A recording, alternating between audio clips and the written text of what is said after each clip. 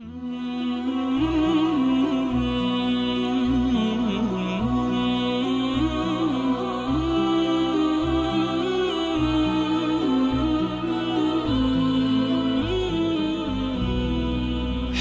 على الصلاة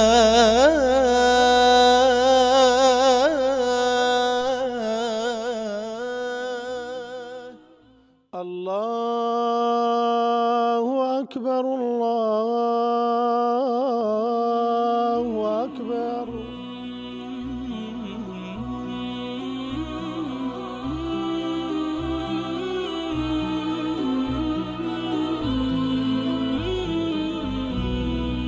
حي على الصلاة.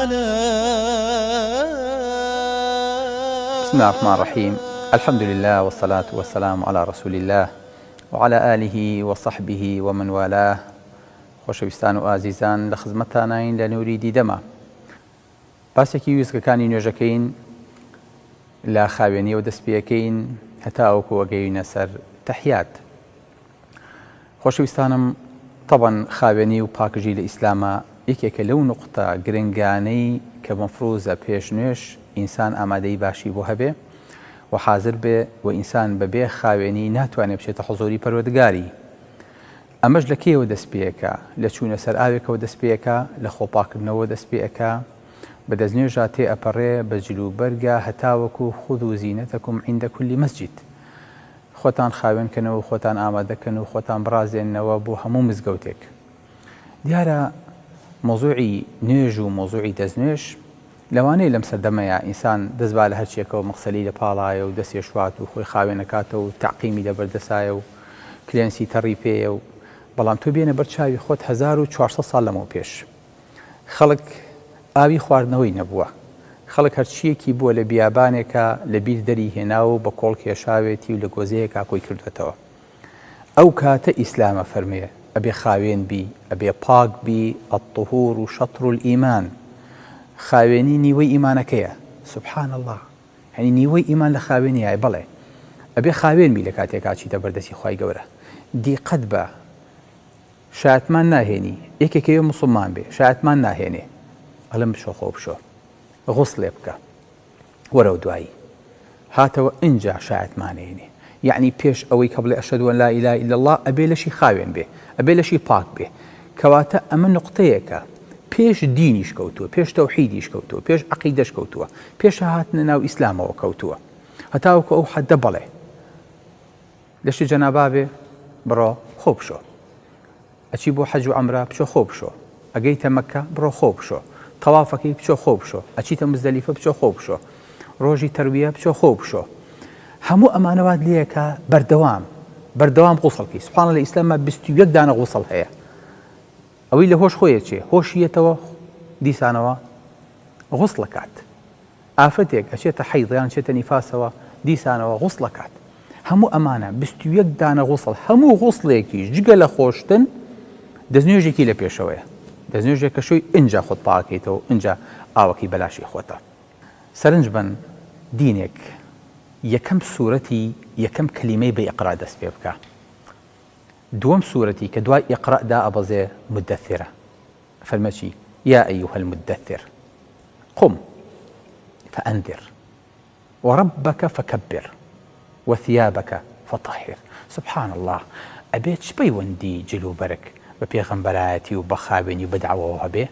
یعنی ناکرێت پێغەمبەری خوا صلی الله علیه و سلم جلەیەکی شەڕ و کۆنی لەبەرا بێ، پیسی لەبەرا بێ دەعوە بکە. نەخێر، خاوێنی جلەکان بکەرەوە، ئینجا بچۆ دەعوە بکە. هەتا ئەو حەدە دینێک بە ئیقرا و بە خوێندن دەست پێ بکە بە خاوێنیش. دووەم نوقتە و دووەم ڕەکیزی دامەزرێ بەڕاستی ئەمە دینێکە بە کەڵکی هەموو سەردەم و عەسر و هەموو پرۆفێشناڵەتێکیەت. بەڵێ خۆشەویستەکانم، عەشڕ من الفیترە. پێغەمبەری خوا صلی الله علیه و سلم فەرمێ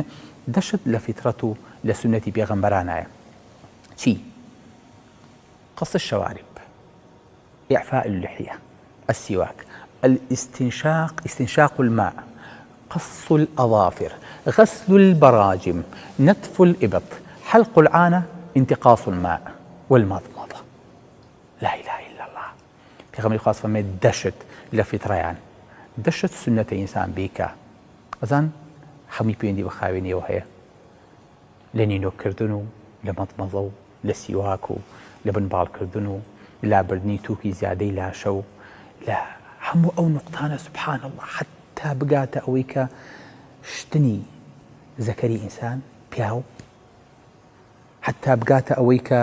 غەسل البەراجم پاکردنەوەی چرچی دەست سبحان الله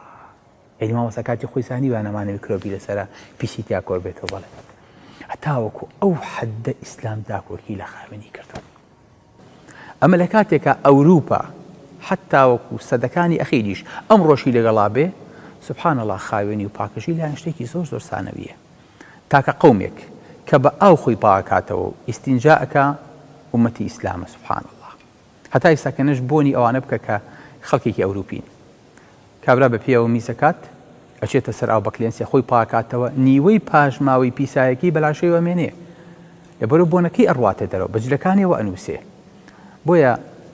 قەیسەر لە کاتێکە مەلیکی فەڕەنسای بینی وتی وەڵاهی بۆنی حەیوانی بەڕی لێ هاو بۆنی حەیوانی چێوی لێ هاو هەتا ئێستاکەنش ئەو ئەترە فەرەنسیانی کاتی خۆی هەتا ئەمڕۆژ دروست کراوە بۆ شاردنەوەی ئەو بۆنە پیسانە بۆ کە لە ئینسانی ئەوروپی هاتووە حەزەکەم بزانن لەبەرەوە هیچ دینیەک نییە وایە کابرایەکی ئەمریکی کە لەیەکێ تووڕابێ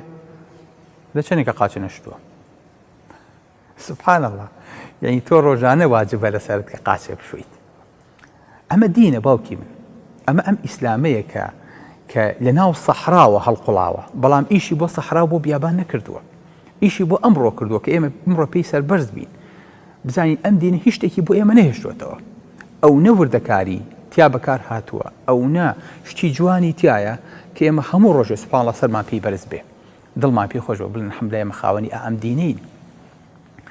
هەر کە دێیتە دەرێ لەسەر ئاو خۆ پاکەیتەوە بەبێ ئەمە نوێژەکە قبوڵ نییە دەستنوێژێکەکریت دەستە شویت دەموچاوتە شویت فێتەکە کە لە ئاخر قەترەی دەستنوێژەکەدا ئاخر تاوان یەتە دەرەوە ئاخر گوناح یەتە خوارەوە لە چاوتەوە لە دەمتەوە لە شوێنەکانی ترەوە ئاخر تاوانی دەست کە کردوێتی لەگەڵ ئاخر تنۆکی دەستنوێژە هێتە خوارەوە ئاخر تاوان کە قاچ کردوێتی لەگەڵ ئاخر تنۆکی دەستنوێژە هێتە خوارەوە بۆی کە بزانی ئەمە ثوقلی هەیە ئەمە قورسایی هەیە ئەمە سەنگی هەیە بۆیە سنەتە ئینسان پرژی بەر کەسێکی تر نەکەوێت چونکە ئەم پرزی دەستنوێژە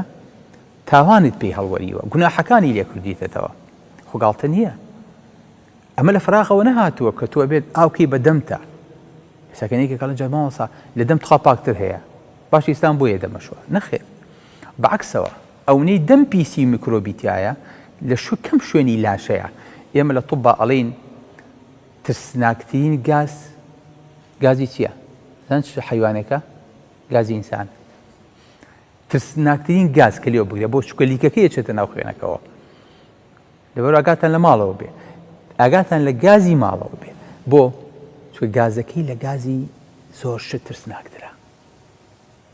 بۆ چکە دەمی ئینسان شتی زۆر میکرۆباتی زۆری تایە لە هەر سانتیمێک لە هەر 1 سانتیم لاشەی ئینسانە پێستی ئینسانە ئەوەی کە ئەکسپۆز بووە ئەوەی کە دەرکەوتەوە بۆ ئینسان ئەوەی کە بەردەرەوە کەوێت 2 ملیۆن تا 5 ملیۆن میکرۆب و بەکتریای لەسەرە نیشێ سبحان الله لە سەدانەوەتی ئەم میکرۆبانە بە ئاوی دەستنوێژەوە ئەڕوا کار ئاوات کردە سەبەرز کردەوە سبحان الله عینەن ئەو شێوازەیە کە دکتۆرەکان تاقیمی دەستیانی پێەکەن لە کاتێک عملیاتەکەن کە دکتۆر دەستە شوا دەستی ئاوالێتە ئاوەکەی بەسەری پەنجەکانە ئەهێنێتە دەرەوە هەتاوەکو ئانیشکی ئاوەکە لە ئانیشکەوە دەرەچێت دەست ئاوالەیەکا بۆی کە بەرکەز نەکەوێت هەتاوەکو دەستکێشەکەی لە دەستەکە ئێمە شەروا دەستنوێژەکەین سبحان الله هەر بەم جوانیە دەستنوێژەکەین هەر بەم شێوە عیلمیە دەستنوێژەکەین بۆی کە ئەو پیسی و چڵکی و میکرۆبە لەسەرمان نەنیشێ کەڵەکە نەبێ چکە میکرۆب کە زۆر بوو ئەنجا زەفەر بەلاشەیەنێ